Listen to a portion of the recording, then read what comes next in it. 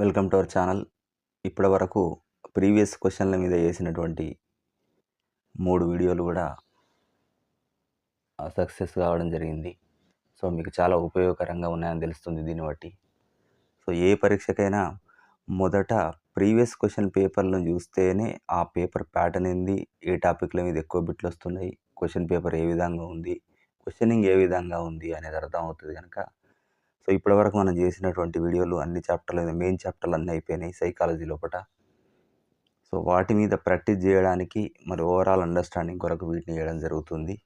ఈ పేపర్లో మొదటి క్వశ్చన్ చూసుకున్నట్లయితే పీఠభూమి దశను అధిగమించడానికి తోడ్పడని చర్య అంటుండు. పీఠభూమి దశ అంటే అభ్యసన లోపల మొదట వేగంగా ఉంటుంది, తర్వాత స్లోగా అయిపోయి ఒక దశలో సమాంతరంగా ఒడిదొడుకులకు లోనవుతూ ఉంటుంది. అంటే ఇక చదవడం అలసటతోటి మనకు ఇంట్రెస్ట్ పోయి ఆగిపోయేటువంటి తాత్కాలిక దశ ఇది.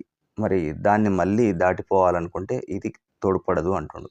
పిల్లవానికి ప్రేరణ కలిగించడం ఇది తోడ్పడుతుంది. సరైన బోధనా పద్ధతులను అవలంబించడం ఇది ఉపయోగపడుతుంది. కఠినమైనటువంటి పనులు ఇవ్వడం ఇది కాదు. కారణాలను కనుగొని చర్యలు తీసుకుంటే ఇక మళ్ళీ వాడు నేర్చుకునేటువంటి అవకాశం ఉంటుంది కనుక ఇది. సో థర్డ్ అనేది కాదు. నెక్స్ట్ క్వశ్చన్ తీసుకుంటే ధారాళత, నమ్యత మరియు సహజత్వం అనేవి దీని లక్షణాలు. సృజనాత్మకత, సహజ సామర్థ్యమా, ప్రజ్ఞాన, స్మృతియా? దేనిలో మీకు ధారాళత, నమ్యత, సహజత్వం అనేది అవసరం? సో ఇక్కడ ఇంగ్లీష్ టర్మ్స్ చూసుకుంటే ఈజీ ఉంటాయి అనుకుంటా. ఫ్లూయెన్సీ ఉండాలి, ఫ్లెక్సిబిలిటీ ఉండాలి, ఒరిజినాలిటీ ఉండాలి. సో ఆన్సర్ ఈస్ సృజనాత్మకత. నెక్స్ట్ క్వశ్చన్ తీసుకుంటే కార్యనిర్వాహకునిగా పనిచేసే మూర్తిమత్వ నిర్మాణ అంశం. కార్యనిర్వాహకునిగా పనిచేసేటువంటి మూర్తిమత్వ నిర్మాణ అంశం క్రింది వాటిలో ఏది కార్యనిర్వాహకునిగా పనిచేస్తుంది అంటుండే ఇక్కడ. అంటే ఇంగ్లీష్ వర్షన్ తీసుకుంటే component of physical structure acts as an executive unit. అంటే ఏదైనా అమలు చేసేటువంటి ఎగ్జిక్యూటివ్ యూనిట్గా పనిచేయడం జరుగుతుంది. సో ఇది అచిత్తు, లిబిడో, అహం, అద్యహం అనేటి ఉండడం జరుగుతుంది. దీన్ని ఇంగ్లీష్ వర్షన్ ఈజీగా ఉంటుంది. Id, libido, ego, superego. Answer is 3 అహం. అహం అనేది దీనిలాగా పనిచేస్తుంది. ఇకపోతే నెక్స్ట్ క్వశ్చన్ తీసుకుంటే ఒక 5వ తరగతి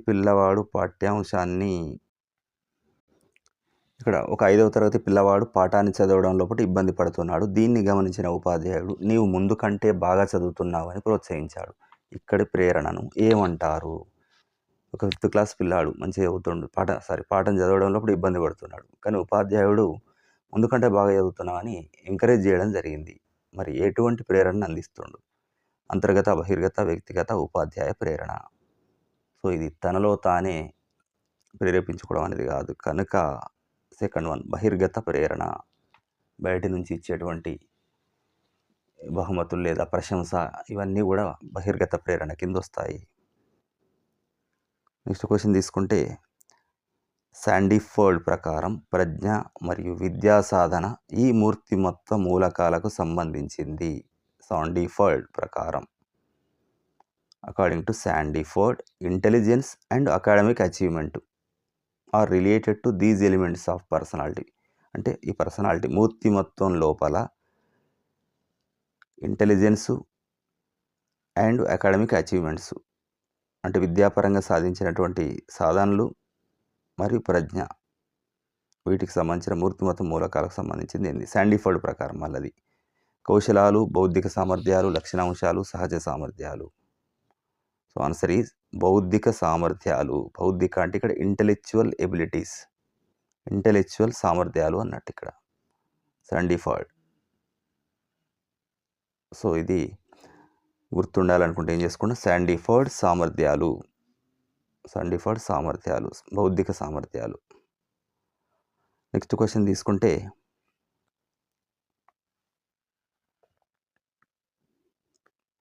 10 సంవత్సరాల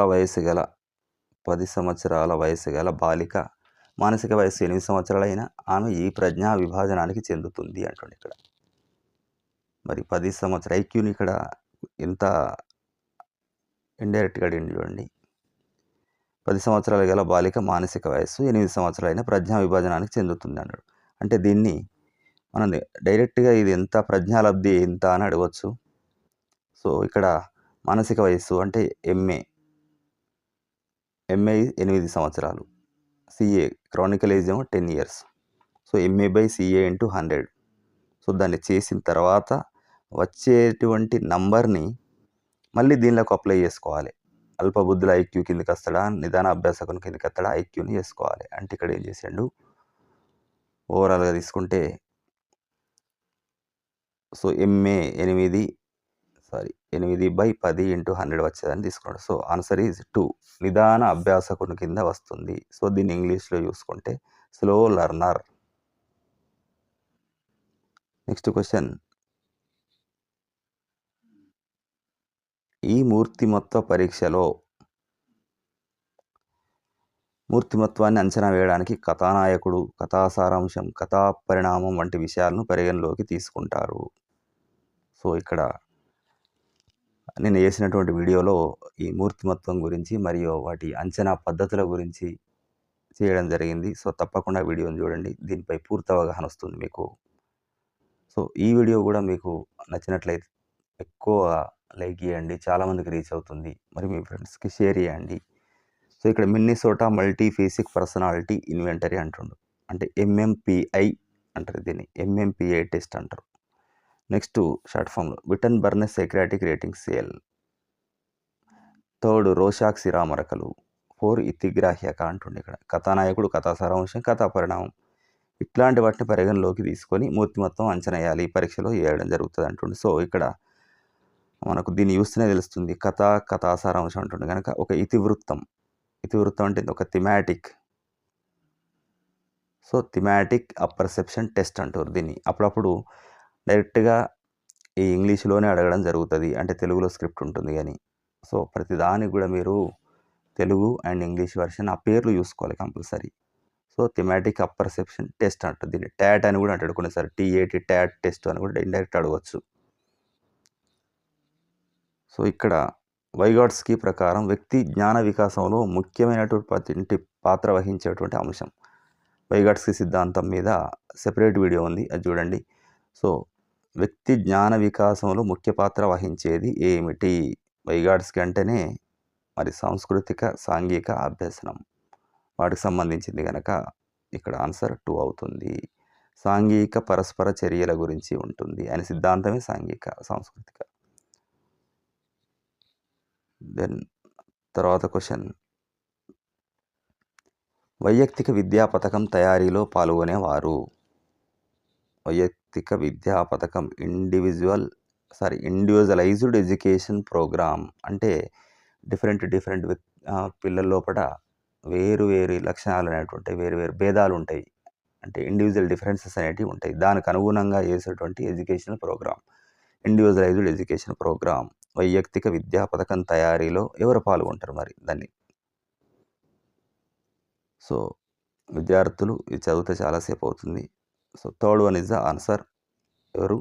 విద్యార్థుల తల్లిదండ్రులు, ఉపాధ్యాయుడు మరియు రిసోర్స్ ఉపాధ్యాయుడు. తల్లిదండ్రులు, ఉపాధ్యాయులు ఇద్దరు ఎట్లా ఇంటరాక్షన్ కావాల్సిందే. మరి దాంతోపాటు ఒక రిసోర్స్ ఉపాధ్యాయుడు కూడా ఉంటాడు. Resource person. నెక్స్ట్ రక్షక తంత్రాలు. సో, నిన్న వచ్చిన దానిలో కూడా రక్షక తంత్రాలు వీటికి క్వెషన్ రావడం జరుగుతుంది. సో, వీటిపైన కూడా సెపరేట్ వీడియో ఉంది. ఇక్కడ హేతుకీకరణం, ప్రక్షేపణం, పరిహారం, విస్థాపనం దానికి సంబంధించి మరి దీనికి రిలేటెడ్ ఇక్కడ జతపరచు అంటుండు. సో, ఇతరులను బాధ్యులు చేయడమా, ప్రత్యామ్నాయం ఎంచుకోవడం, తనను సమర్థించుకోవడమా అని చూస్తుండే ఇక్కడ మనం వీటి మీద ప్రత్యేకమైనటువంటి స్పెషల్ వీడియో ఆల్రెడీ ఎక్స్ప్లెయిన్ చేయడం జరిగింది. సో, డైరెక్ట్ ఆన్సర్లు చూసుకుందాం. ఇక్కడ టైం సేవింగ్ ఫ్యాక్టర్ అవుతుంది. మీకు ఎగ్జామ్ దగ్గరకు వస్తుంది కనుక 4th one is the answer. అంటే 1B అంటే తనను సమర్థించుకోవడం హేతుకీకరణము. 2C ప్రక్షేపణం అంటే ఇతరులను బాధ్యులు చేయడం. మన తప్పుకి ఇతరులను బాధ్యులు చేయడం. థర్డ్ A పరిహారం అంటే ప్రత్యామ్నాయం ఎంచుకోవడం. మరి ఒక దాంట్లో సాధించకపోతే ఇంకో దాంట్లో ప్రత్యామ్నాయాన్ని తీసుకోవడం. విస్థాపనం ఇది 4th D. ఇది ఏమనుకుంటున్నాం? విస్థాపనం అంటే అత్త మీద కోపం దుత్త మీద తీయడం అన్నట్టు. గమ్యాన్ని మార్చుకుంటాం. సో, నెక్స్ట్ క్వెషన్ తీసుకుంటే ఈ దశలోని వారు సన్నిహితం వర్సెస్ ఏకాంతం అనే సాంఘిక క్లిష్ట పరిస్థితిని ఎదుర్కొంటారు. సో ఇక్కడ సాంఘిక వికాస సిద్ధాంతం లోపల ఇలాంటివి కొన్ని ఉండడం జరుగుతుంది. దానిలో సన్నిహితం వర్సెస్ ఏకాంతం అంటుంది. ఇంగ్లీష్లో తీసుకుంటే ఇంటిమసీ వర్సెస్ ఐసోలేషన్. మరి ఇది ఏ దశలో ఉంటుంది అంటుండే ఇక్కడ. సో సెకండ్ ఆన్సర్ పూర్వ వయోజన దశ. వయోజన దశకు పూర్వంగా ఉండేటువంటిది. నెక్స్ట్ క్వశ్చన్, క్రింది వానిలో సామూహిక ప్రజ్ఞా పరీక్ష. ఇక్కడ మనం ఇంతకుముందు చదువుకున్నాం. కొన్ని సామూహికంగా అంటే ఒక గ్రూపుకి కండక్ట్ చేయడం జరుగుతుంది, కొన్ని వ్యక్తిగతం పర్సనల్గా ఒక్కొక్కరికి కండక్ట్ చేయడం జరుగుతుంది అంటున్నాం. సో వ్యక్తిగత పరీక్షలు, సామూహిక పరీక్షలు అనేటువంటిది. ఇక్కడ సామూహిక ప్రజ్ఞా పరీక్ష ఏది అంటుండే ఇక్కడ. ఈ నాలుగింట్లో భాటియా ప్రజ్ఞామాపని, వస్తు సమాఖ్య పరీక్ష, బ్లాక్ డిజైన్ పరీక్ష, ఆర్మీ ఆల్ఫా పరీక్ష. So answer is 4. Army alpha పరీక్ష అనేది ఎక్కువ మందికి ఒకేసారి నిర్వహించడం జరుగుతుంది. ఈ బ్లాక్ డిజైన్, వస్తు సమాఖ్య ఇవన్నీ కూడా ఇండివిజువల్ చేయడం జరుగుతుంది. సో ఇది సంఖ్యాక శాస్త్రము.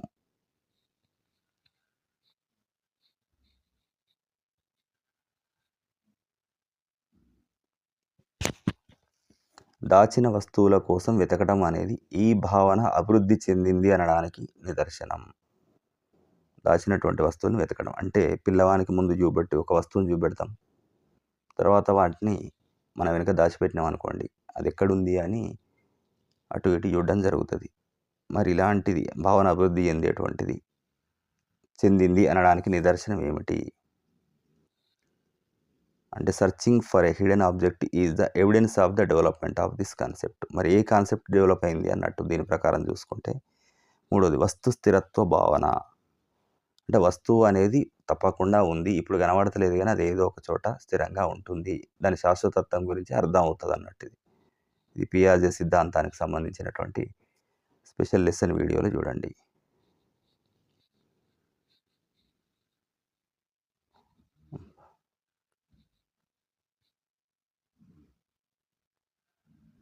A girl learn to write Urdu words. Okay, ఒక బాలిక ఉర్దూ పదాలు రాయడం నేర్చుకుంది, ఇప్పుడు తెలుగు పదాలు రాయడం నేర్చుకోదలిసింది. మరి ఇక్కడ జరిగే అభ్యసన బదలాయింపు. మరి ఉర్దూ పదాలు రాసు నేర్చుకున్నానికి తెలుగుకు తేడా ఉందా? ఉంటుంది. మరి హెల్ప్ అవుతుందా? మీరే ఆలోచించండి. హెల్ప్ అవుతే అనుకూలం, కాకపోతే వ్యతిరేకం. ఎఫెక్ట్ లేకపోతే శూన్యం. సో ఆన్సర్ ఈజ్ 2, వ్యతిరేక బదలాయింపు. ఉర్దూకి మరి కుడి నుంచి ఎడమకు రాస్తాం, తెలుగు ఎడమ నుంచి కుడికి రాస్తాం కనుక ఇది వ్యతిరేక బదలాయింపు జరుగుతుంది. One of the following is not a characteristics of feature of development. డెవలప్మెంట్కి సంబంధించి, వికాసానికి సంబంధించిన లక్షణం కానిది అంటారు. సో కాని దాన్ని తీసేద్దాం. ఈజీగా మిగిలిన ఎగ్జామ్ పర్పస్గా గుర్తుపెట్టుకోవడానికి అవకాశం ఉంటుంది. సెకండ్ తీసేస్తే వికాసం నిరంతరంగా కొనసాగే ప్రక్రియ, అది ఎప్పుడు పుట్టినప్పటి నుంచి చనిపోయే వరకు కొనసాగుతుంది. వికాసం సంక్లిష్టమైన మరియు సమగ్రమైన ప్రక్రియ, అది ఒకటే కాదు, అన్నిటినీ సమగ్రంగా తీసుకుంటారు. మరి అంత ఈజీ కాదు, సంక్లిష్టంగా కూడా ఉంటుంది. వికాసం సంచితమైంది అంటే ఇది తప్పకుండా క్యుములేటివ్, అన్నిటి యొక్క సమాహారమే. సో ఇక్కడ ఈ క్వశ్చన్ పేపర్ కూడా అయిపోయింది. నెక్స్ట్ క్వశ్చన్ పేపర్లోకి వెళ్దాం. సో ఇక్కడ మెహ్రాన్ ప్రకారం సాంఘిక విషయాలకు బాహ్యంగా ప్రతిస్పందించే సంసిద్ధతను ఇలా అంటారు. సో మెహ్రాన్ ప్రకారం సాంఘిక విషయాలకు బాహ్యంగా ప్రతిస్పందించే సంసిద్ధత అంటుండే. ఇక్కడ ఇంగ్లీష్ వర్షన్ చూసుకుంటే కొంచెం చూద్దాం. As per మెహ్రాన్, readiness to respond externally to social సిచ్యువేషన్లో సో ఎక్స్టర్నల్గా రెస్పాండ్ కావడానికి అంటే బాహ్యంగా ప్రతిస్పందించడానికి సంసిద్ధంగా ఉండడాన్ని ఏమంటారు? అభిరుచి, అలవాటు, వైఖరి, విలువ. సో ఆన్సర్ ఈజ్ 3, వైఖరి. అంటే సొసైటీలో ఏదన్నటువంటి విషయం జరుగుతుంటే దానికి బయట నుంచి రెస్పాండ్ అయ్యేటువంటి రెడీనెస్ని, ఇక్కడ ఒక వైఖరి, ఆయన ఆ సమస్య, సమాజంలో ఒక సమస్య ఉందంటే సమస్య పట్ల ఈయన యొక్క వైఖరి ఎట్లుంది అన్నట్టు ఇక్కడ. వీరిని శిక్షణ, తర్ఫీదు పొందగల మానసిక వికలాంగులుగా పరిగణిస్తారు. సో దీని మీద ఇంకా టాపిక్ వేయాల్సి ఉంది మనం. మరి బుద్ధిమాంద్యులకు సంబంధించినటువంటిది. ప్రత్యేక అవసరాలు గల పిల్లలు వాటికి ఆ టాపిక్‌లో వస్తుంది గనక ఇది ఇంకా మన టాపిక్ పూర్తి కాలే. So, second is the right answer. మిత బుద్ధిమాంద్యులు అంటారు. అంటే వీళ్ళకు శిక్షణను ఇచ్చినా కొంచెం డెవలప్ అయితారు. శిక్షణలో తర్ఫీదిస్తే వాళ్ళు డెవలప్ కావడానికి ఛాన్స్ ఉంది అనేవాళ్ళు. అంటే తక్కువ బుద్ధిమాంద్యులు. స్వల్ప బుద్ధిమాంద్యులకు అవసరం లేదు శిక్షణ. తీవ్ర బుద్ధిమాంద్యులకు అవసరం. సంపూర్ణ బుద్ధిమాంద్యులు ఇంకా పనికిరాదు. సో, ఈ సిద్ధాంతం పిల్లలు అంతర్జాలం ద్వారా హింసాత్మక ప్రవర్తనను నేర్చుకుంటారు అని సూచిస్తుంది. ఈ సిద్ధాంతం పిల్లలు ఇంటర్నెట్ ద్వారా వయలెన్స్ ప్రవర్తనను నేర్చుకుంటారు. ఇంటర్నెట్ చూసి వయలెన్స్ కూడా చేస్తారు. మరి ఇక్కడ శాస్త్రీయ నిబంధనం, సాంఘిక అభ్యసనం, అంతర్దృష్టి, సంజ్ఞానాత్మక అభ్యసన సిద్ధాంతం అంటుంది ఇక్కడ. సో, సాంఘిక అనుకుంటున్నాను నేను. సెకండ్ వన్ ఇస్ సాంఘిక అభ్యసనం. దీన్నే అనుకరణ అభ్యసనం అని అంటారు. అంటే చూసి నేర్చుకోవడం.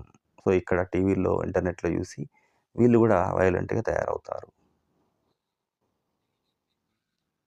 పిల్లల్లో సాధనా ప్రేరణను పెంపొందించడానికి అత్యంత అనువైన పద్ధతి సాధనా ప్రేరణ అంటుండే ఇక్కడ. So, achievement motivation among children.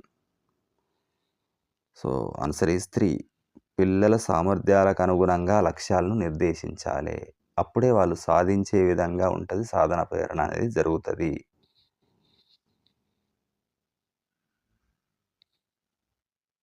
అత్యంత అనువైన పద్ధతి అంటుండే. ఇక్కడ ఉన్న వాటిలో అనువైన పద్ధతులు కొన్ని కనబడుతున్నాయి గానీ, అత్యంత అనువైన పద్ధతి అనుకుంటే కొద్దిగా మనం కూడా కన్‌ఫ్యూజ్ అయ్యేటువంటి అవకాశం ఉంటది.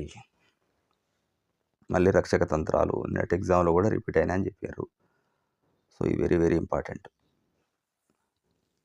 సో, ఈ క్వెషన్ పేపర్ ఏ క్వెషన్ పేపర్ చూసుకున్నా కూడా 30 బిట్లకి ఆల్మోస్ట్ ఒక 25 బిట్స్ రావడానికి అవకాశం ఉన్నటువంటి మెయిన్ టాపిక్స్ అన్నిటి మీద వీడియోలు చేయడం జరిగింది. ఆ మిగిలిన 4, 5 మార్కులు వచ్చేటువంటి టాపిక్‌ని కూడా త్వరలో కంప్లీట్ చేద్దాం. సో, ఇప్పుడు మీకు ఎగ్జామ్‌కి ఆల్రెడీ ప్రిపేర్ అయ్యి ఉన్న వాళ్ళకి ప్లస్ ప్రిపేర్ అవుతున్న వాళ్ళకి కూడా యూజ్ అవుతుందనే సందర్భంగా ఈ గతంలోని ప్రశ్న పత్రాల ఆధారంగా ఈ వీడియోలు చేయడం జరుగుతుంది. మీకు ఈ మా ఆలోచన నచ్చినట్లయితే, విశ్లేషణ నచ్చినట్లయితే తప్పకుండా మరి లైక్ చేసి మరింత మందికి చేరుకునేలా హెల్ప్ చేయండి. సో, రక్షక తంత్రాలు తప్పుగా జతపరిచింది అంటుండు. విస్థాపనం, గమ్యం మార్చుకోవడం ఇంతకుముందు వచ్చింది. కొంచెం డిఫరెంట్‌గా అడిగిండు ఇంతకుముందు క్వెషన్ పేపర్‌లో. ప్రతిగమనం, పూర్వపు స్థితిని పొందడం. స్వైరకల్పనం, సహించలేని వాస్తవాలను తోసివేయడం. ప్రక్షేపణం, తన అపజయాలకు ఇతరులను బాధ్యుల్ని చేయడం. మరి ఇక్కడ ఇంతకుముందు సేమ్ విస్థాపనకు గమ్యం మార్చుకోవడం అనేది ఇంతకుముందే ఇచ్చిండు. So, third one is the తప్పు ఆన్సర్ అంటుండే ఇక్కడ. స్వైరకల్పనం అంటే ఊహల్లో విహరించడం. నిజంగా సాధించలేని దాని గురించి ఊహల్లో సాధించినట్లుగా ఫీల్ అయిపోయి, అంటే ఒక ఐఏఎస్ ఆఫీసర్ కలెక్ట్ కావాలనుకున్న అతను తన కలల్లో ఒక ఆఫీసర్‌గా ఫీల్ కావడం, అనుభూతిని పొందడం. సో, అది కాదు అని ఇక్కడ ఆన్సర్ తప్పుంది గనక ఇది.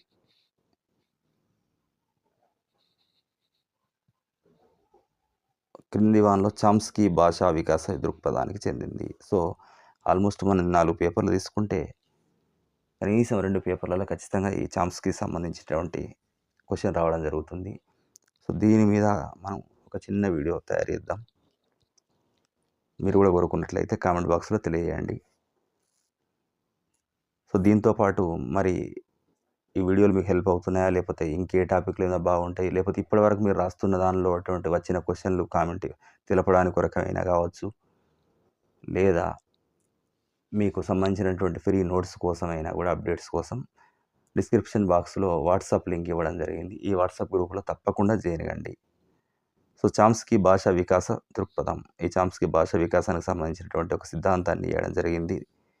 ఇది చెందనిది అంటుండే ఇక్కడ. చెందనిది అంటే దాన్ని తీసేసి ఎప్పటిలాగే 2 తీసేద్దాం. తీసేస్తే అనుకరణాధార భాషా అభ్యసనం అనేది దానిలోకి వస్తుంది వైగాట్స్‌కి. ఇక్కడ చామ్స్కీ సంబంధించింది చూస్తే సార్వత్రిక భాషా విభాగం చామ్స్కీది. భాషా వికాస దృక్పథం అనేది ఏంటి? సార్వత్రిక భాషా విభాగం. 2 తీసేసినాం. 3 భాషా గ్రహణ పరికరం దీని గురించి కూడా ఉంది. భాషను నేర్చుకునేటువంటి అంతర్గత సామర్థ్యం దీని గురించి కూడా చెప్పబడ్డది.